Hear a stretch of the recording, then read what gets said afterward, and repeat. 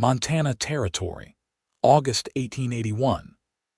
The sun was just dipping behind the Absaroka Mountains when she staggered into the front yard of his homestead, blood soaking through the side of her shirt, one hand pressed to her ribs, the other gripping a revolver that trembled in her grip.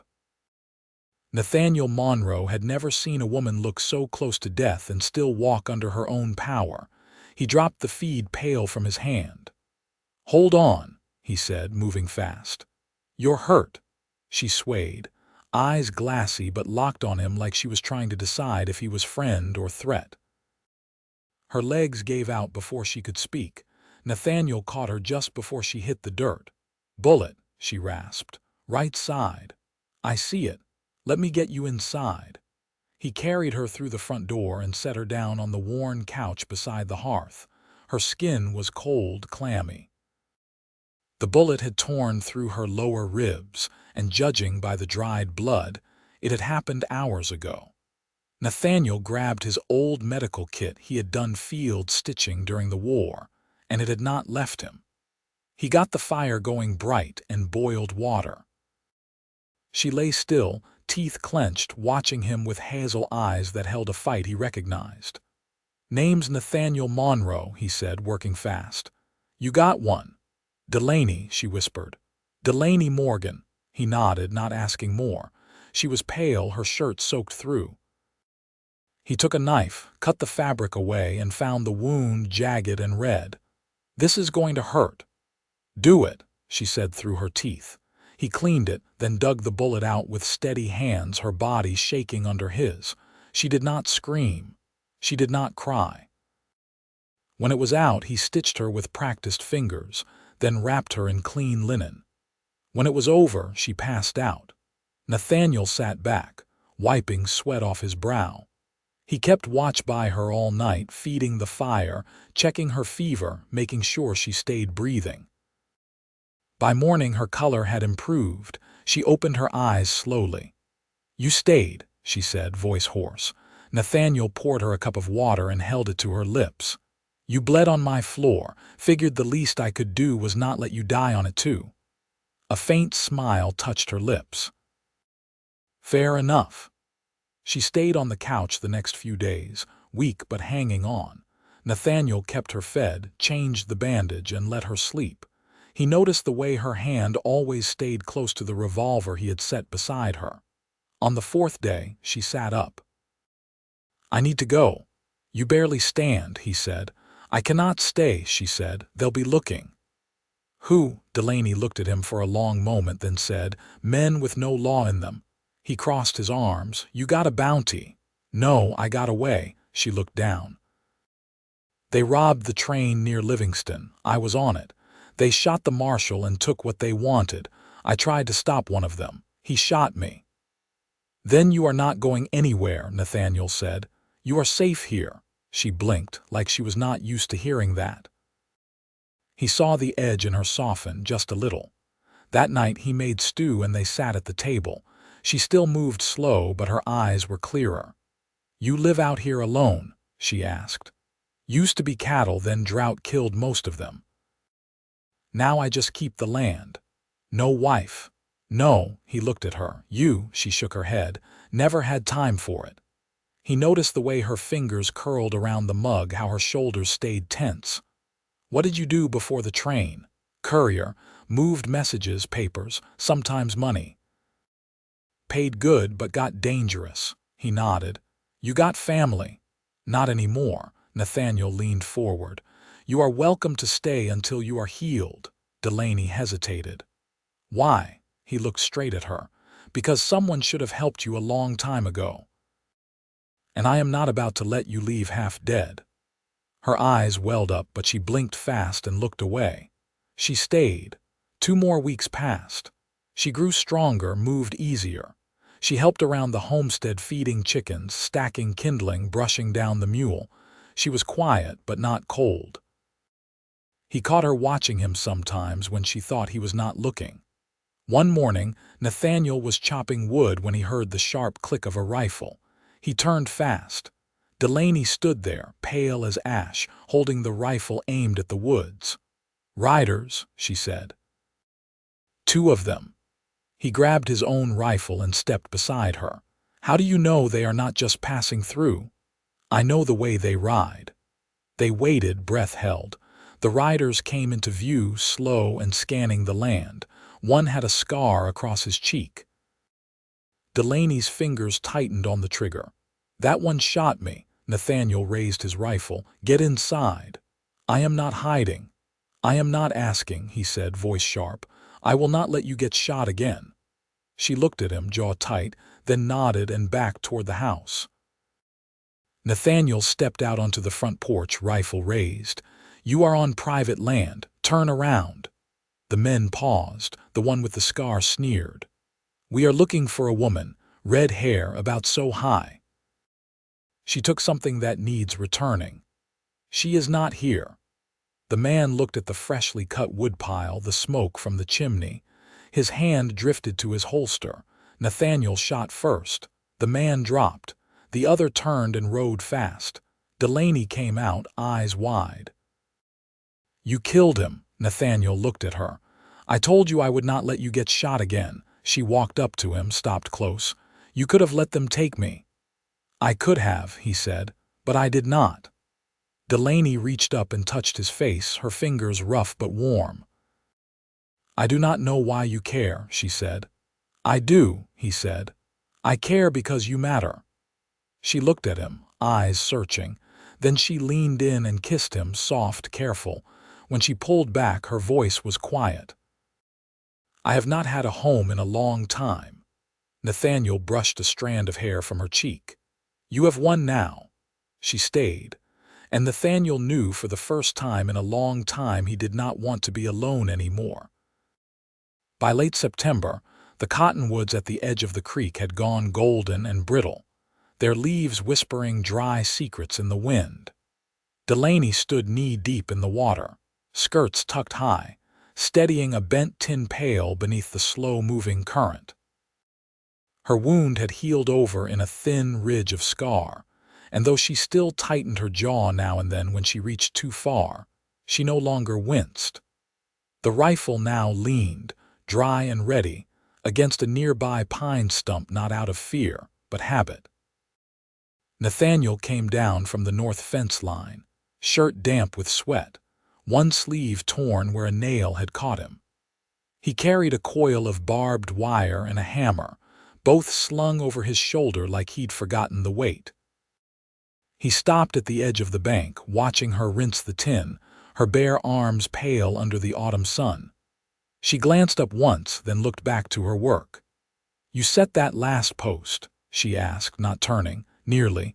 Creek's running low. You figure it'll hold through frost. If it doesn't, won't be this pail's fault. He stepped down, boots crunching the gravel. You always this handy with everything you touch. Only the things I care about, she said, then set the tin aside and waded out toward him, water slipping off her legs in small, shimmering waves. You tear your arm. Fence caught me, he said, glancing at the rip. Nothing deep. I'll stitch it if you like. Seems fair, he said, voice low. They walked back toward the house together, the late light throwing long shadows across the yard. She moved easier these days, her gait no longer cautious, her shoulders no longer drawn tight. The revolver still hung at her hip, but she hadn't reached for it in over a week. Inside, she boiled water on the stove and laid out a clean needle while Nathaniel sat at the table, arm bared and resting on a folded towel. She worked quietly, threading the needle with a firm hand. He watched her fingers while she worked. You ever learn this from someone? He asked. My mother, she said. She patched horses and people the same way, said if you didn't flinch, you'd do fine. You flinching now? No, she said, sliding the needle through his skin. You, not yet. She smiled without showing teeth, focused on her task.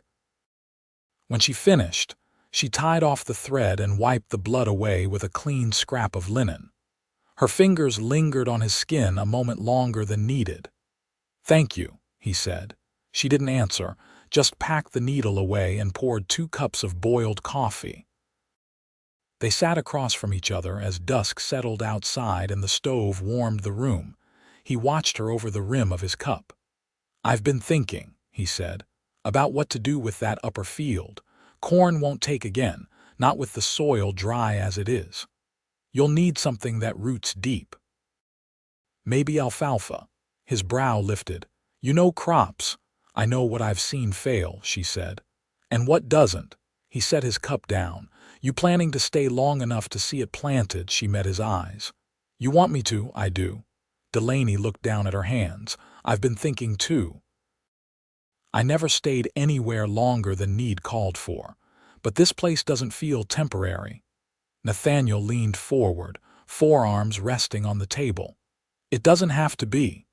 She studied him, the way his hands curled around his cup, the way his voice carried steadiness instead of promise. "You're not afraid I'll bring more trouble?" "I've seen trouble before," he said. "I'm not afraid of you." Her voice was quiet. "You should have been once." "I wasn't then either."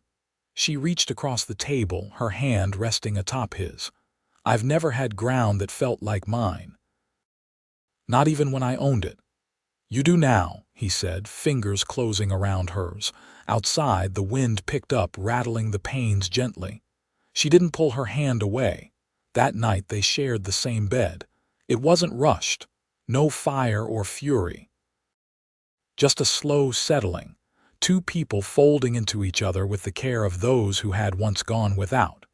Nathaniel's hands learned the shape of her scars without asking questions. Delaney's breath found steadiness in the hollow of his throat. They did not speak. They didn't need to. Morning broke cold and clear, a silver frost clinging to the grass. Delaney rose first, wrapped in a shawl, and stoked the stove. Nathaniel came in behind her, resting a hand on her back as he passed. "I'll ride to town tomorrow," he said. "Supplies are low. Could use your eye on what's worth the coin." She nodded. "I'll go with you." He paused, then smiled. "Good." Their lives didn't change all at once. The days still held work, sweat, and quiet, but something had shifted, settled. She no longer looked over her shoulder. He no longer measured his words. They didn't speak of forever, but it was there in the way he poured her coffee, in the way she folded his shirts with care when she washed them, in the way neither reached for the rifle by the door unless they truly had to. And when the sun rose each morning, it found them already working side by side, the land no longer silent but full of the sound of belonging. The first snow came early that year, brushing over the hills with a hush that softened the world overnight. Nathaniel woke to the scent of wood smoke and the sound of Delaney moving about the kitchen, her footsteps light, careful not to wake him. He lay still for a while, watching the white light creep in through the frost-laced window panes, and listening to the way she hummed under her breath, low and steady, like she wasn't even aware of it. When he finally rose, she had already wrapped a shawl around her shoulders and stepped out to check the henhouse. He pulled on his boots and followed her tracks through the shallow snow. She was standing with the door open, watching the hens shift and cluck, as if debating whether the cold was worth the feed. "You'll spoil them if you worry too much," he said, coming up beside her. "I've seen worse creatures survive worse winters," she said, brushing a feather from her sleeve. "Still, seems decent to give them a chance. You always look out for the small ones. Someone has to." He studied her profile in the sharp morning light. "You ever wish you'd been born into something easier?" "No," she said. "But I used to think I might have deserved it." Nathaniel was quiet for a moment. "And now, I don't think in terms of deserving anymore." She looked at him. I used to think I needed to prove something by staying alone out here, like there was some kind of virtue in it. Now I just want to build something that lasts." She turned, her breath visible in the cold air. "You think this could?" He didn't hesitate. "Yes." They spent the day mending the back roof of the smokehouse. Snow had gathered in the soft spots where shingles had broken loose the year before. Delaney balanced along the rafters with a sure-footedness that made Nathaniel catch his breath more than once. She didn't ask for help, but she didn't turn it down either. By sundown, their hands were raw and their clothes stiff with chill, but the roof held solid under the weight. Inside, she stood near the stove, warming her fingers. "You ever think about leaving?" she asked. "Not anymore," he said. "You?" "Sometimes, not because I want to. Just because I've never stayed in one place this long." "You afraid it won't hold?" "I'm afraid I'll ruin it by staying."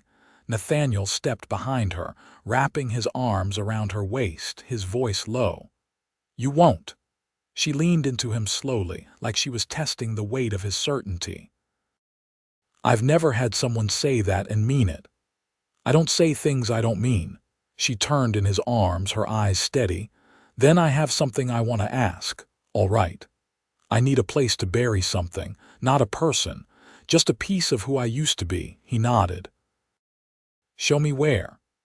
They walked in silence to the edge of the property, where a narrow ridge overlooked the creek below. She knelt in the snow, pulled a small oilskin pouch from her coat, and set it gently on the frozen earth. "It was a badge," she said. "Not mine. Belonged to a man who thought he could fix things with the law. He died trying." Nathaniel didn't ask for more. He helped her dig a shallow hole with his hands, and they buried the pouch together. When they stood, she looked out over the land. "I want to plant something here in the spring," she said. "Something that blooms late but lasts long." He reached down and took her hand. "We'll plant it together." Snow began to fall again, soft and slow. They walked back to the house without speaking. The door creaked behind them, closing out the cold. That night they sat beside the hearth, her head resting against his chest, his thumb tracing quiet circles along the back of her hand. No stories passed between them, no talk of the past or what might come. Just the steady warmth of the fire and the knowledge that neither of them would be leaving. Not now. Not ever. The wind had settled by morning, leaving the world glazed in a thin crust of ice that cracked beneath their boots. Nathaniel stood at the barn's open doors, rubbing warmth back into his hands, watching Delaney guide the mule through the pale light of dawn. She moved with quiet surety, her breath visible in the air, her coat buttoned high, a wool scarf tight around her neck. "Fence down past the creek," she called, not slowing. "Found it just after first light." Nathaniel pulled his gloves tighter. "Likely a branch fell. I'll come with. I already packed the tools." He caught up to her near the shed where she'd strapped the hammer and wire to the mule's pack. "You sleep at all?" "I had enough." They moved through the brittle grass without speaking, the snow crunching beneath the mule's hooves. The fallen tree was narrow, stripped bare of bark, likely carried by the wind the night before. Delaney crouched to inspect the post while Nathaniel cleared the limb. "Wires clean snapped," she said. "Could be a weak pull on the last stretch." He checked the tension and nodded. "We'll double knot it this time." They worked in rhythm, neither rushing. When the job was done, she brushed a strand of hair from her cheek with the back of her glove. "You always fix things yourself?" he asked. "No one else ever did," she said, standing. They headed back slowly, taking the long way along the ridge. The sun had begun to rise higher, turning the ice to glinting silver across the fields. Delaney stopped at the curve where the pines gave way to a wide view of the valley, her breath catching slightly. "I used to think land was just something you passed through," she said. "Didn't expect it to feel like something that could keep you." Nathaniel looked out with her. "It keeps if you treat it right." She turned to him, her voice low. "I never had a reason to stay in one place more than a season, never trusted long stretches of quiet." "Not until now." "You do now." "I'm trying to," she said. "It's not habit yet, but I want it to be." Later that afternoon, they worked in the loft, sorting feed sacks and clearing space near the rafters. Delaney climbed the ladder, balancing with a steadiness Nathaniel noted, her hands moving with practiced ease even in the dim light. "Didn't expect to be patching barns before winter," she said. "You'd rather be riding." "I'd rather not have to leave again." He passed her a folded tarp. "Then don't." She took it, pausing. "You ever had someone stay?" "No." "Did you want them to?" "They weren't you." The air shifted between them, not heavy, just still. She didn't answer, only laid the tarp flat and began hammering the nails in place. That evening, Nathaniel lit the lantern above the table while Delaney set out the last of the smoked trout. They ate in silence for a time, the warmth of the room settling into their bones. After the dishes were done, Delaney pulled a folded scrap of paper from her satchel and set it on the table. It was worn soft, the edges curled. "I've carried this since I left Missouri," she said. "It's a deed." Nathaniel looked up. 20 acres near the Gallatin. "My father bought it before he died. I never went back for it." "You thinking of selling?" "I was. Now I'm not sure." Her fingers rested on the corner of the page. "I could sign it over to someone, or I could build something on it." He didn't speak right away. "If you did, would you want to do it alone?" She shook her head. "That's the thing, I don't." The fire popped quietly in the hearth. "I could help," he said. "If you wanted me to." Her eyes stayed on him, steady and open. "I do." He reached across the table, took her hand in his. "Then we'll make it ours." She nodded once, and for a moment there was nothing but the hush of the wind against the windows and the warmth of their joined hands. That night, she reached for him in bed, not out of need, but with intention. Her palm against his chest, her breath warm against his collarbone, her voice a whisper in the quiet. "I never thought I'd be safe enough to want anything this far ahead." "You are," he said. "You're safe now." She pressed her forehead to his. "Then I want it all." They lay together until sleep came, the kind that settled deep without watchfulness or fear. Through the dark, the snow fell again, soft and slow, blanketing the land they would wake to and shape together. By late March, the last of the snow had thinned to patches beneath the fence lines, and the mule deer had returned to graze along the southern ridge. The land had begun to stir again, mud soft underfoot, the creeks swollen with meltwater, and crows calling from the bare cottonwoods like they were keeping count of who'd survived the winter. Nathaniel stood in the doorway of the barn, watching Delaney kneel beside the wagon's left rear wheel, her palms coated in axle grease. She'd stripped off her overcoat and tied her hair back with a rag, her shirt sleeves rolled up past the elbow. "You sure that'll hold?" he asked, arms crossed and leaning against the frame. "If it doesn't, we'll know right quick," she said. "But I've seen worse carts run 6 more years with less work than this." Nathaniel stepped down and knelt beside her, passing a wrench from the open toolbox. "I figure it's still strange to be fixing something with the thought it'll last." Delaney didn't look at him. "It is." They finished the wheel and loaded the wagon with supplies for the trip to the Gallatin land. The deed was still folded in her satchel, but they'd decided together they would go see it, not to sell it, to claim it. As they rode, the land stretched quiet and wide around them. The wagon creaked, and the mule's hooves made soft, steady sounds in the thawed earth. Delaney rested one boot on the wheel brace and kept her eyes on the horizon. "You ever wonder what your father saw in that land?" Nathaniel asked. "He was born with nothing and died with a deed," she said. "I think to him, it meant he'd done something right. What does it mean to you now? That I don't have to outrun everything anymore." They reached the property by late afternoon. The Gallatin Valley opened out before them in long, gentle slopes broken by groves of cottonwood and slow, winding streams. The air smelled of thaw and turned soil. The parcel lay just west of the riverbank, rising slightly to a ridge that overlooked the valley. Delaney stepped down and ran her hand over the dry grass. "There's a place near the edge," she said. "Used to be a lean-to there, burned before I ever saw it." "We'll build something better," Nathaniel said. They walked the full border, Delaney counting fence posts in her head, Nathaniel noting where the soil darkened near the creek. Neither spoke much. They didn't have to. That evening they set up camp by the river. Nathaniel boiled beans over the fire while Delaney cleaned the tin cups with river water. The sky shifted from gold to violet behind the mountains, and the stars came out one by one. "This land feels different," she said, sitting beside him on the blanket. "Not because it's mine. Because I'm not alone on it." He passed her a cup. "You're not alone anywhere now." She leaned her shoulder against his. "I know." They stayed 2 nights, marking where they'd dig the foundation and where the well should go.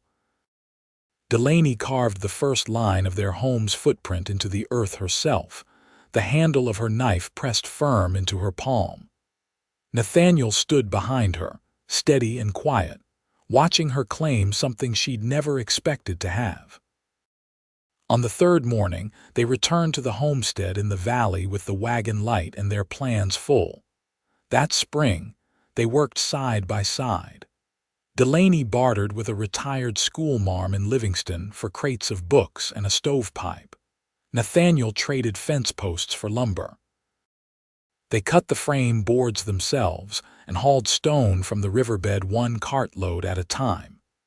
Each night, they returned to the cabin and slept with the windows open to let in the warm air and the scent of juniper. The house on the Gallatin land rose slow and solid. Delaney laid the first stone. Nathaniel set the final beam.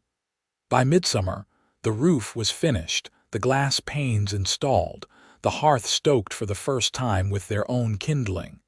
They moved in on a morning threaded with birdsong. Delaney unpacked her satchel last, setting the deed on the mantel and a small carved horse her father's on the shelf beside it. Nathaniel came in from the yard, brushing sawdust from his sleeves. "Everything where it should be," she looked around. "It is now."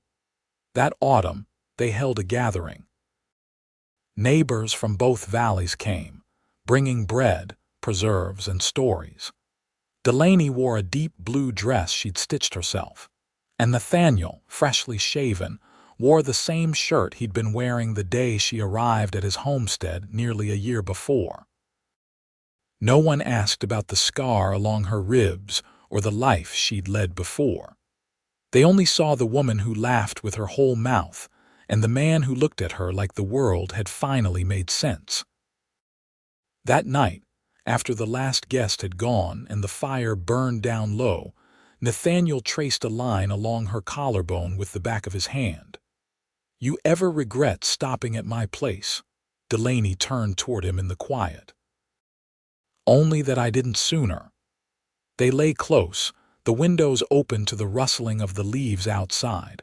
Her hand rested over his heart and his breath deepened beneath it. In the years that followed, the house grew with them.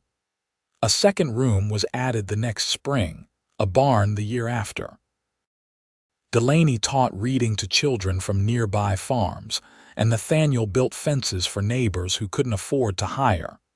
They never spoke of the men who had once hunted her, or the life that had left her wary. They didn't need to. That chapter had closed the day she buried the badge. Their love was not loud, but it was steady. It was in the way he filled her coffee before she asked, in the way she mended his sleeve before he noticed the tear. It was in the quiet walks after supper, and the silence they kept between them like a shared language. And when the first snow came again, years later, it settled on a home built with care, where the fire never died down too low, and where 2 people who had once been strangers now lived with the kind of peace neither had known they'd wanted until they found it in each other. They never left. And they never needed to.